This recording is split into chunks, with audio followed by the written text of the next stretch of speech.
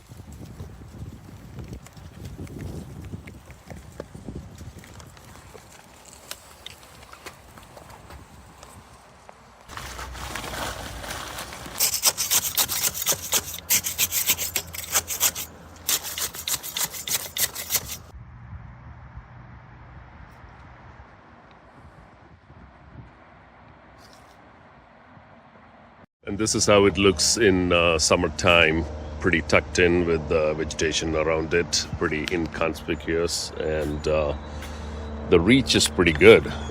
All you have to do is take it out, let's say, and we have to go to this side, reaches this vehicle, no problem.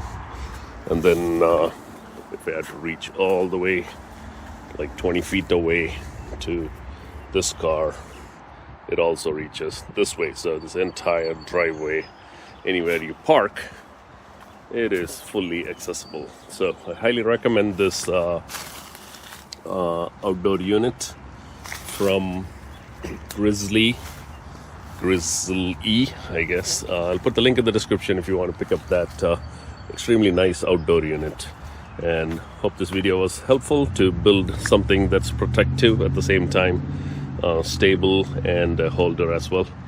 I'll see you in the next video.